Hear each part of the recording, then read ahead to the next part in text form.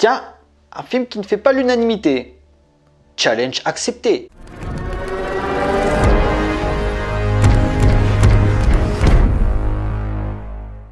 Bonjour à tous, il va être question de Crimes of the Future, réalisé par David Cronenberg. Into the heart of darkness.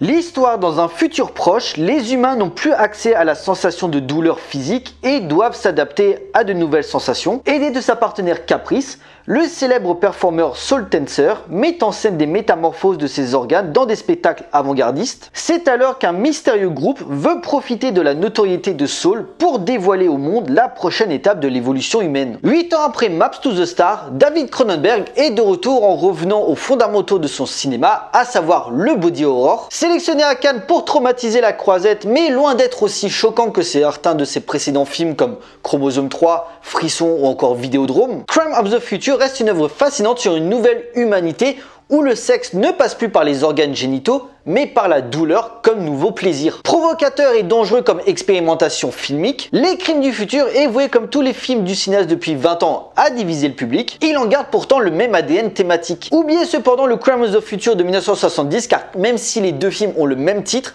la version de 2022 n'est pas un remake et n'ont aucun lien. La version de 1970 se présentant comme le deuxième volet du diptyque initié par Stereo en 1969. David Cronenberg a peu à peu évolué vers une approche intellectuelle et philosophique sur les transmutations du corps et qui, comme dit précédemment, va laisser sur le carreau les fans qui ne juraient que par les tragédies gore des années 80-90 comme La Mouche, Le Festin nu ou encore Crash, ou de l'autre côté ceux qui se plaisaient dans les propositions érotico-trash des années 70 comme Rage ou encore Frisson. Néanmoins, Les Crimes du Futur gardent une densité thématique et une profondeur réflexive très pertinente, tout en retraçant lyriquement sa filmographie et son statut d'artiste. Saul, le personnage interprété par Viggo Mortensen, est clairement un miroir de David Cronenberg lui-même, puisant dans ses ressources pour proposer des spectacles organiques de plus en plus choquants, mais dont le public en redemande. Revenons au genre du body horror qu'il avait délaissé depuis Spider en 2002, Les Crimes du Futur pourrait se présenter comme le troisième volet avec Vidéodrome et Existence, à travers les obsessions du cinéaste sur ce monde futuriste totalement transformé. Vidéodrome questionnait notre rapport à l'image, toujours avec ce côté déviant sur la forme avec le côté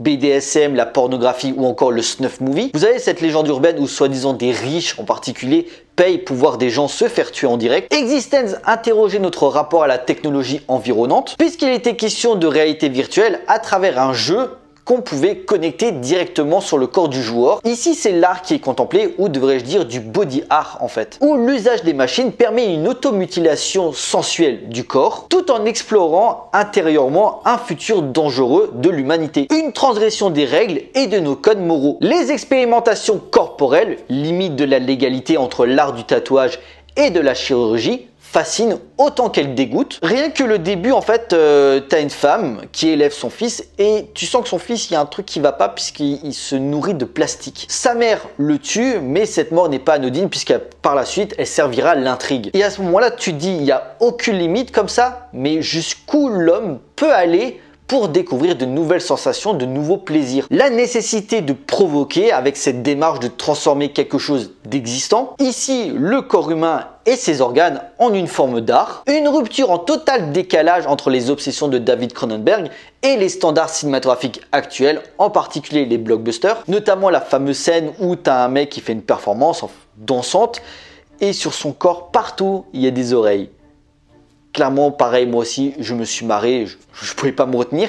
Et t'as une spectatrice qui s'en moque ouvertement. Où elle dit, ok, il a le surrendre, mais ça reste aussi vain que ridicule. Ou encore pour le spectacle final, cette volonté perpétuelle de le retravailler pour soi-disant lui donner du sens. Pour lier son intrigue, il prend des genres ultra codés pour y développer plus facilement ses idées. Un effet miroir auquel il s'amuse en tant que signifiant avec cet objet pour jouer sur le malaise ambiant. Une singularité théorique où les cadres et la photographie sont magnifiées d'étrangeté. La chirurgie est-elle le nouveau sexe? La problématique étant comment anticiper un futur qu'on ne pourra pas connaître. Mais pour en être l'investigateur, pourquoi pas commettre un crime du futur. Des enjeux philosophiques que je vais pas trop développer pour pas trop spoiler, mais vu l'analyse que je fais, je crois que j'ai déjà perdu les 3/4 du public. La chair que le cinéaste triture, car toute la puissance de l'intrigue émane du corps. Modeler notre propre réalité, donc bafouer les règles élémentaires. Le corps, c'est la réalité, lit-on sur les panneaux publicitaires. Vidéodrome, rage et surtout la bouche partaient dans cette direction, les mutations corporelles se lient avec une dégénérescence psychologique et émotionnelle. S'éloignant des codes habituels de la SF, David Cronenberg croise le destin de l'humanité à celui de la technologie, chacun étant condamné à embrasser ou pas les métamorphoses du monde. Derrière ces allures de films testamentaires, Les Crimes du futur cachent en fait une symbiose du cinéma de David Cronenberg. Une œuvre presque crépusculaire de sa filmographie, où la mise en scène convoque toute la chair et la putrescence de la nature humaine sans s'autociter et être pompeux, en tout cas de ce que j'ai pu lire dans les commentaires ou dans les critiques en général. Il extrait les organes de ses films précédents pour créer quelque chose de nouveau, de plus radical, en allant à contre-courant de ce qui se fait aujourd'hui. Une sorte de reboot pour le réalisateur qui avait besoin de ça pour un nouveau départ cinématographique. Et en fait, j'en ai pas parlé, mais je trouve que tout le casting est excellent. Et non, Kristen Stewart et Léa Seydoux, je n'ai pas de problème avec eux. Quand j'entends ouais, Léa Seydoux, elle profite parce que c'est la fille d'eux. Et alors, Michael Douglas, c'est le fils de Kirk Douglas.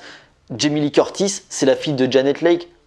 Est-ce qu'on les a fait chier pour ça à l'époque? Non. Bref, si vous voulez sortir de votre zone de confort, je vous encourage à aller voir Les Crimes du futur. Vous ne comprendrez pas tout au premier abord, moi aussi il me faudra plusieurs visionnages pour y comprendre tous les rouages. Mais si on connaît le cinéma de David Cronenberg, c'est une œuvre somme qui ne plaira pas à tout le monde, ça j'en conviens parfaitement, mais s'avérant nécessaire pour y voir toutes les thématiques que le cinéaste développe depuis presque 50 ans de carrière. En conclusion, Les Crimes du futur est un film choc où David Cronenberg dissèque sa carrière à travers une industrie auquel il s'est fait une place depuis des décennies, un pur hommage à son cinéma presque méta, dans la position ultime du traitement du corps par rapport à l'art, approfondissant ses concepts par un regard plus contemporain et perceptif de la nouvelle chair et du nouveau sexe, des formules finalement plus cronenbergiennes, tu peux pas faire mieux, une œuvre fascinante qui est faite pour et qui va diviser sans aucune contestation. Mais personnellement, c'est ma cam à 200%. Voilà, cette vidéo est à présent terminée, j'espère qu'elle vous a plu, on like, on partage et on laisse des commentaires pour que je puisse savoir ce que vous avez pensé du film. Pensez à me suivre sur les différents réseaux sociaux pour suivre l'actualité de la chaîne et surtout, abonnez-vous pour la soutenir. Pour nous, on se retrouve pour une prochaine vidéo, d'ici là, portez-vous bien, allez voir des films,